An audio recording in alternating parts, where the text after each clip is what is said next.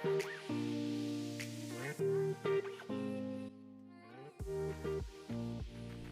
siang, Ibu Mel. Terima kasih banyak. Saya bisa duduk di sini bersama mbak-mbak yang saya kagumi dan hormati semua. Saya udah ngikutin Ibu Mel dari lama, dari jauh. Bersyukur sekarang bisa duduk bareng. Saya juga bersyukur bisa duduk bersama Linda. Boleh ceritain nggak gimana ceritanya dari kecil sampai sekarang ini kok sekarang bisa kayak menguasai semua disiplin ilmu itu seperti tadi baru dibicarakan transdisiplin. Semua membaur itu kayak pengetahuan dan kebijakan kebijaksanaannya ada dalam Ibu Mel. Gimana? Kalau namanya transdisiplin itu berarti kan di luar artinya di atas gitu ya, bukan ini mau disiplin-disiplin ini di atas itu. Hmm. Dan terlebih lagi transdisiplin itu adalah sebetulnya ilmu untuk mendengarkan, ilmu untuk mengajak semua untuk berpengetahuan bersama. Jadi kalau dulu itu biasanya, wah kita ilmuwan, yang di situ awam, gitu ya. Oh di sini saya periset, di situ yang objek riset. Hmm. Tetapi kalau ilmu transdisiplin itu kita bersama-sama membangun pengetahuan. Jadi misalnya saya meneliti ke kampung A, ke kampung B, bukan saya meneliti dia yang saya wawancara, terus saya jadi menghasilkan ilmu, saya publikasi di jurnal, terus dadah gitu ya. Tetapi saya bersama dengan teman-teman itu bersama-sama saling berdialog, lalu kita membangun pengetahuan baru. Itu yang namanya transdisiplin ya. Nah saya mendapatkan ilmu itu sederhana sebetulnya dari cerita-cerita. Gitu ya. Jadi saya masa kecil saya itu hidup di dalam cerita, dongeng gitu ya. Mengapa? Karena dulu waktu kecil itu di keluarga saya kalau ada yang ulang tahun, kita tidak membelikan apa-apa kecuali dua hal. Satu, buku. Kedua, karya sendiri. Kita boleh melukis, boleh menari, boleh membuat puisi untuk hadiah untuk keluarga. Jadi hanya dua. Nah, di rumah kami itu kakak saya yang paling tua itu pencinta buku dan dia buku-bukunya tuh karena dia paling tua dan laki-laki ya masih patriarki ya, banyak dimanjakan gitu dia penguin klasik itu sudah impor dan dia sudah beli. Lalu kakak kedua, ketiga mengumpulkan komik, wayang, segala macam buku. Jadi di rumah kami itu seperti perpustakaan gitu ya, yang isinya berbagai macam buku.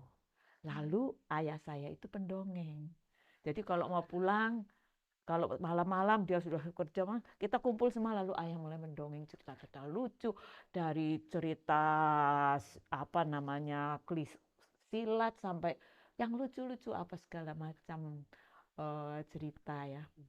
Jadi saya hidup dalam imajinasi dan bagi saya itu betul-betul memukau sekali gitu. Jadi saya senang mendengar cerita. Lalu saya juga karena kebanyakan teman kadang-kadang nggak baca gitu, saya yang suka baca. Saya senang untuk mendongeng juga gitu, menceritakan pada teman-teman kalau saya sudah baca.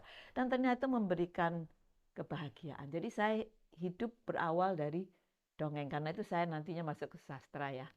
Karena saya ingin masuk ke dunia yang saya senangi yaitu membaca dan bercerita tentang apa yang saya baca gitu ya.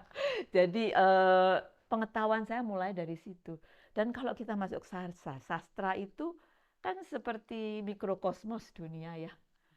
Apa saja terjadi dari hidup sampai kematian. Dari segala macam ilmu politik sampai ekonomi ada di situ. Dan dari situlah kita belajar berbagai macam ya tentang pada akhirnya apa itu awal, apa akhir, apa artinya yang bermakna yang tadinya kelihatan hebat ternyata gini ya. Jadi berbagai macam ilmu itu saya dapatkan sebetulnya dari membaca. Dan itu yang saya peroleh dari kakak saya sebetulnya. Saya kakak-kakak saya yang punya itu dan juga seorang kakak perempuan sekarang sudah meninggal yang mengajari saya pertama kali untuk membuat buku harian gitu.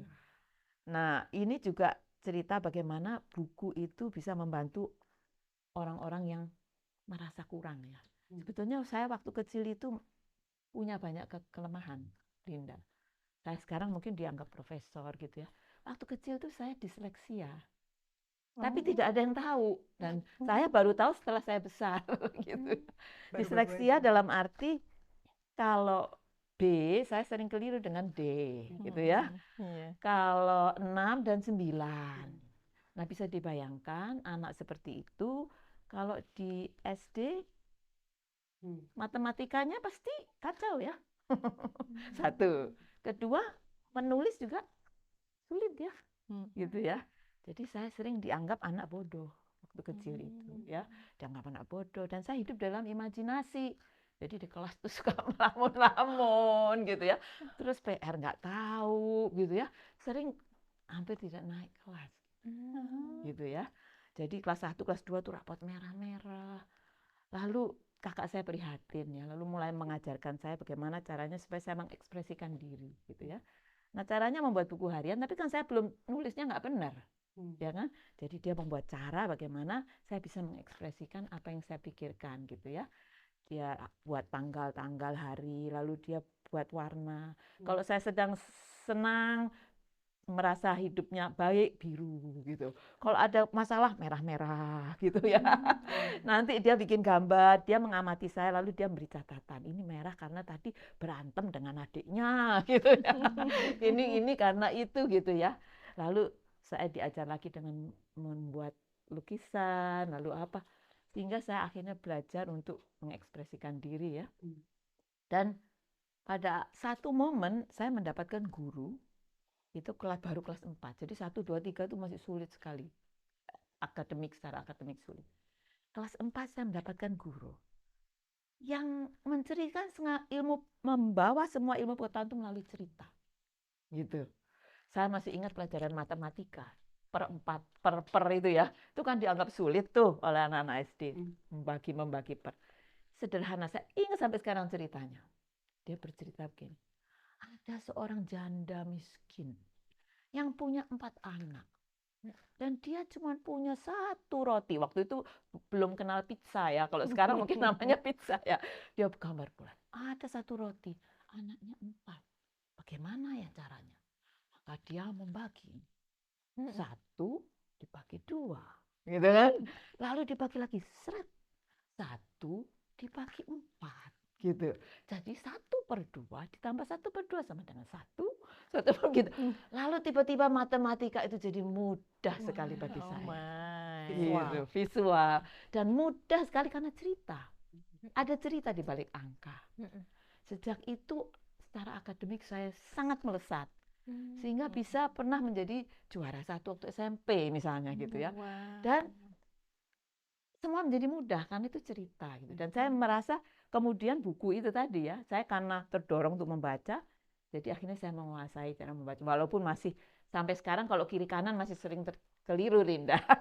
Saya bilang kiri tapi belok kanan karena diseleksi ya. Tetapi itulah. Jadi melalui cerita, melalui mendengar, melalui belajar dari cerita-cerita orang lain, itu kita transdisiplin itu tadi ya. Itu sampai ke situ. Ini ceritanya agak jadi panjang dan kemana-mana. Jadi itu betul-betul Ibu Mel menghayati seni mendengar. Mendengar, membaca, menyerap, menceritakan. Mendengar kisah-kisah orang lain. Karena buat saya itu luar biasa. Karena itu saya mengusulkan kita mendengar kisah. Karena bagi saya kalau saya meneliti segala macam tuh saya mendengarkan cerita-cerita orang, etnografi ya kan. Itu saja. Jadi saya mulai dari sastra, kemudian berkembang menjadi ilmu masyarakat. Intinya dari mendengarkan dunia orang lain itu seperti apa. Gitu. Ya, setiap kali saya dengar cerita dari Ibu Mel itu nggak hanya bicara, tapi juga mempraktekkan mendengarkan itu adalah memahami. Bukan mendengarkan untuk terus merespon orang. Gitu. Jadi itu menurut saya keindahan kekuatan Ibu Mel sebagai pribadi yang mengagumkan dan bisa nulis, bisa cerita. Lalu kemarin ini kita juga dengar gimana Ibu Mel untuk menyiasati misalnya, kan kemarin ini kita sempat selama pandemi harus jumpanya lewat Zoom. Terus kan engagement dengan mahasiswanya penuh tantangan. Kemarin Ibu Mel cerita mengajar lewat WA, itu saya belum pernah dengar selama ini. Itu mungkin boleh ceritakan itu Ya, mata kuliah apa? apa saja Hmm. gitu ya. Dan terutama kalau saya waktu itu mengajar bagaimana mereka membaca karya sastra, memahami teori sastra melalui teks gitu kan. Nah, saya perlu sekali interaksi dengan mahasiswa itu. Kadang-kadang melalui internet ada terbatasannya gitu ya. Macam-macam mahasiswa itu kreatif sekali kan ya. Kadang-kadang maaf Bu, saya tidak bisa menampilkan video, tidak apa gitu karena internetnya sulit gitu. Tapi saya panggil ya, saya mengatakan kalau saya panggil harus jawab. Kalau tidak jawab berarti Anda tidak absen gitu kan. Nanti saya panggil tidak aja. Berapa kali panggil gak ada. Lalu tiba-tiba muncul, maaf Bu tadi saya di toilet. Jadi banyak sekali. Lalu saya perhatikan, ini kok yang menjawab hanya dari 30 orang kok hanya 10 begitu ya. Lalu yang lain tuh hanya sedikit sekali yang mendominasi. Caranya bagaimana? Lalu ada berbagai macam cara yang bisa dicobakan gitu ya. Ya, salah satunya adalah kita ganti saja melalui WhatsApp group gitu kan. Kita punya satu WhatsApp satu kelas. Kita minggu depan pindah ke WhatsApp group gitu ya. Kita akan mulai kuliah ini, kalian baca A, saya akan mengajukan pertanyaan dan kalian pancingan nanti kalian harus jawab. Yang tidak jawab, ya saya anggap absen gitu ya. Lalu saya mulai, kita baca ini ya, baca ini. Gitu. Sekarang saya lantarkan pertanyaan, ayo silahkan jawab gitu ya. Lalu mereka mulai kan berebutan jawab, sebab kalau tidak menjawab nanti dianggap absen. Nah setelah menjawab, oh tapi harus baca loh temannya menjawab apa dan merespon. Jangan mengulang gitu ya. Nanti kalau sudah, lalu diskusi ternyata menjadi ramai di situ ya. Lalu saya, oh bagus, saya cuma ini aja. Wah menarik ya yang kamu katakan gitu. Ini bagaimana kalau teman yang lain? Ini bagaimana gitu. Jadi kemudian muncul kadang-kadang sampai waktunya lewat belum selesai juga WhatsApp grupnya. Sehingga akhirnya maaf ini sudah waktunya sudah terlewat, kita tutup saja. Lalu ada banyak kegiatan yang lain. Jadi saya senang mengajar karena saya senang menciptakan proses mengajar yang berbeda-beda. Apakah itu dengan permainan, kadang-kadang dengan permainan, gitu. Kadang-kadang dengan kelompok. Tapi yang jelas bahwa saya biasanya tidak pernah mendominasi dengan kuliah. Jadi itu mereka keluarkan semua. Sebetulnya kuliahnya sudah ada saya siapkan, tapi dari semua interaksi mereka itu nanti akhirnya, nah sekarang saya menyimpulkan sebetulnya sudah saya siapkan, tapi sebetulnya mereka seperti oh itu saya ngomong tadi. Jadi mereka itu merasa itu milik bersama. Saya menikmati mengajar mahasiswa itu. Kenapa? Karena saya belajar dari mereka. Jadi ketika saya mengikuti mereka, saya harus tahu linggo mereka seperti apa. Istilah-istilah yang pada generasi ini sedang populer apa. Itu harus seringkali saya pakai gitu. Jadi seperti itu. Itu yang menyebabkan mengajar itu menyenangkan buat saya.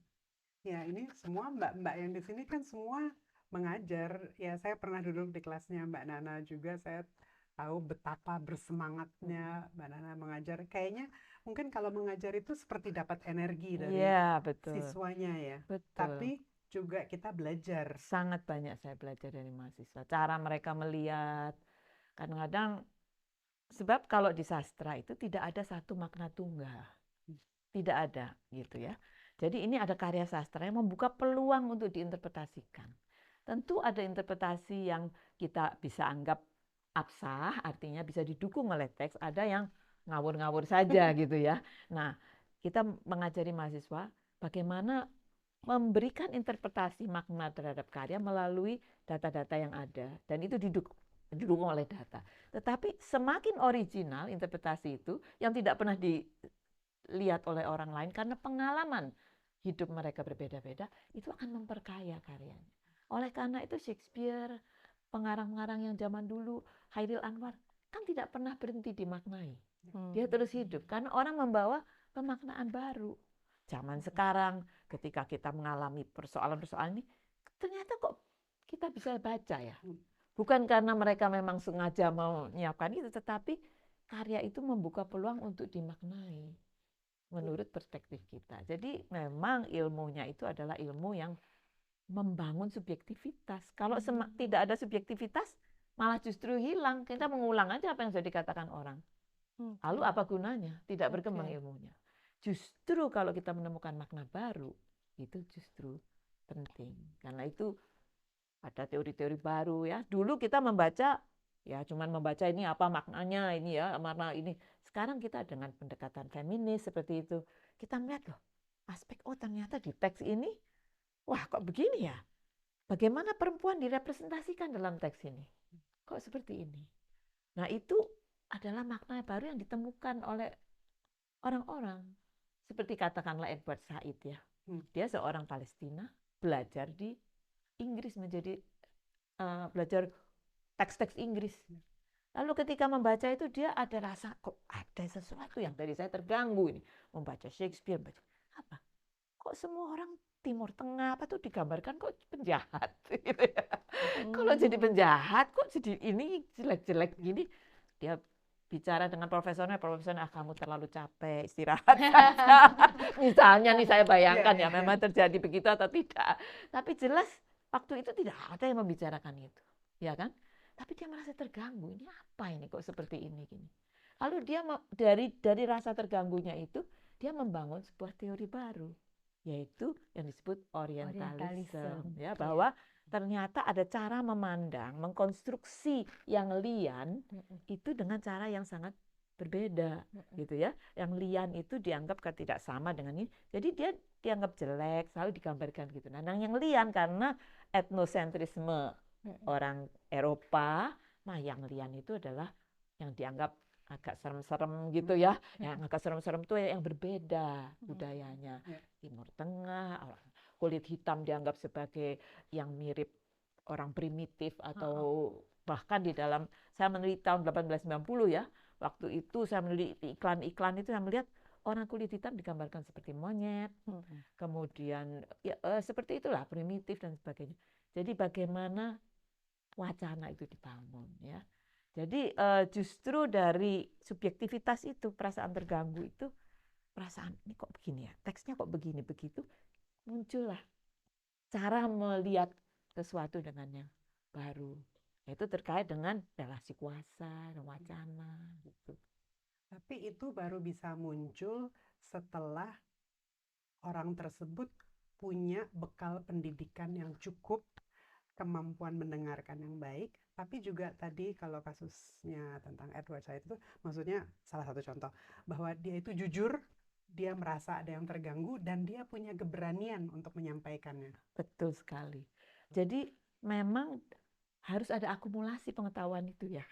Akumulasi itu dari, kalau istilah gampangnya sekarang tuh baca tulis, baca tulis, baca tulis, baca tulis.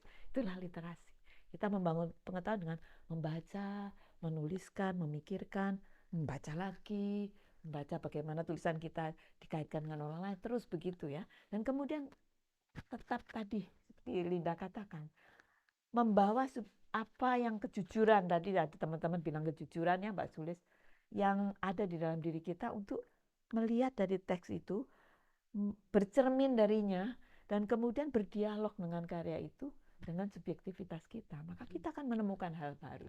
Mungkin juga seperti tarian ya. Ketika kita Anda melihat seorang menari, ada subjektivitas kita sebagai penari, kemudian kita dialogkan dengan siapapun yang pendahulu kita, dengan subjektivitas pengalaman hidup kita, kita menghasilkan sesuatu yang baru yang berbeda dari sebelumnya. Jadi itu kuncinya. Luar biasa. Bermakna banget dengerin Mbak Mel. Ya, Very deep. Apa pengalaman terkini yang saya benar-benar berkesan? Selalu memulai memang jejak-jejak tonggak-tonggak kehidupan saya itu selalu dimulai dengan krisis. Ketika ada krisis, lalu sesuatu seperti kata tadi Bu Nana, Bu Dami tadi ya. Ketika ada krisis, maka kita mengalami suatu momen untuk melampauinya dengan cara seperti apa. Ada banyak krisis yang saya alami, ya kan? Nah, salah satu krisis yang membuat kepekaan saya memang saya sebagai seorang Indonesia yang lahir tahun 54 dengan mata sipit, kulit kuning dan perempuan, saya sejak kecil banyak mengalami pelecehan karena ras, ya kan? Di jalan dilempar batu, bilang pulang-pulang kampung Cina, gitu kan? Cino-cino, gitu kan? Jadi pengalaman-pengalaman ini itu menjadi sesuatu yang membuat kepekaan saya untuk melihat teks juga, untuk melihat yang termarginalisasikan dalam teks, seperti itu. Nah, ada momen-momen tertentu dalam kehidupan kita sebagai bangsa ini yang juga berpengaruh pada kehidupan saya. Satu adalah tahun 98. Itu kan ada kerusuhan rasial, ya kan? Sebetulnya momen 98 itu adalah pergantian dari Soeharto yang untuk dan perubahan kan, mau menggulingkan. Nah, itu ada satu kekuatan besar yang tidak menginginkan itu ya, untuk membuat status quo supaya tetap. Nah, caranya selalu biasanya memilih yang paling rentan, apakah itu rasial dan terutama tubuh perempuan yang dijadikan arena untuk teror. Nah, kalau sudah ada teror gitu, orang akan takut lalu mencari perlindungan. Nah, perlindungan ya biasa militer atau yang sudah ada. Jadi itu digunakan 98. Dan momen itu ketika itu saya masih di kuliah, mengajar, dan saya waktu itu steril, saya di kelas, ya ada pengalaman-pengalaman saya di lapangan, tetapi tidak seperti yang setelah 98. Setelah 98 terjadi, kemudian teman-teman orang-orang pada bertanya kepada saya, kamu kok diem aja? Kenapa kok saya? Ya kan kamu kan keturunan Cina, kamu mesti, loh emang saya mesti bicara gitu ya. Jadi ada banyak pertanyaan karena terus terang saya juga diindoktrinasi oleh Orde Baru. Jadi saya sebagai orang keturunan Cina menegasi bahwa saya itu Cina. Gitu ya, karena saya berbahasa Indonesia, saya tidak pernah bisa berbahasa Mandarin, saya tinggal di Malang, semuanya sudah berasimilasi. Jadi kalau ada orang tanya, ada Orde Baru itu biasanya tanya, kamu tuh dari mana asalnya, atau kamu turunan apa? Itu arahnya kamu tuh orang Cina atau bukan. Dan itu sudah negatif gitu. Dan ketika kecil kalau saya melihat orang Cina berbahasa Cina, saya tidak suka. Karena mereka berbahasa Mandarin, loh kok ini di rumah Indonesia kok, jadi saya sendiri ada rasisme sebetulnya terhadap kecinaan itu kan, menegasi gitu ya, karena keluarga saya itu sangat Jawa, sangat berasimilasi dengan budaya itu, dan kita bangga dengan keindonesiaan itu. Jadi sebetulnya ada rasisme. Jadi ketika terjadi itu kacau hidup saya. Pertama, ini rasisme terhadap kecinaan, sedangkan saya sendiri juga, saya merasa tiba-tiba saya juga rasis gitu. Ketika saya harus bilang, tapi saya sebagai perempuan gitu, ya macam-macam itu, gitulah. Jadi saya akhirnya berhadapan dengan teman-teman dan kemudian merekonstruksi semua proses Orde Baru itu. Kenapa kok saya punya pikiran seperti ini? Oh ternyata Orde Baru membentuk pikiran saya sehingga saya Cina itu the other kayak gitu ya. Kemudian mengapa kalau orang mau berbahasa Mandarin memang kena boleh, ada yang bisa bahasa Sunda boleh. Saya bertemu dengan kelompok-kelompok orang yang berbahasa Mandarin waktu itu. Dan mereka merasa waktu selama Orde Baru tertekan. Dan saya merasa saya ikut menekan mereka gitu ya.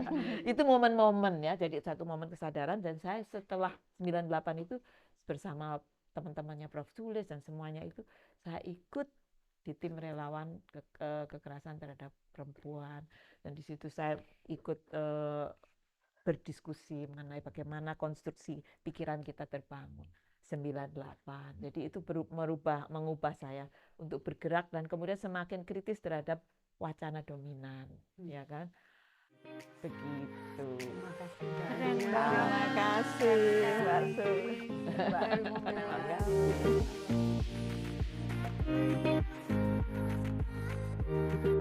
kasih.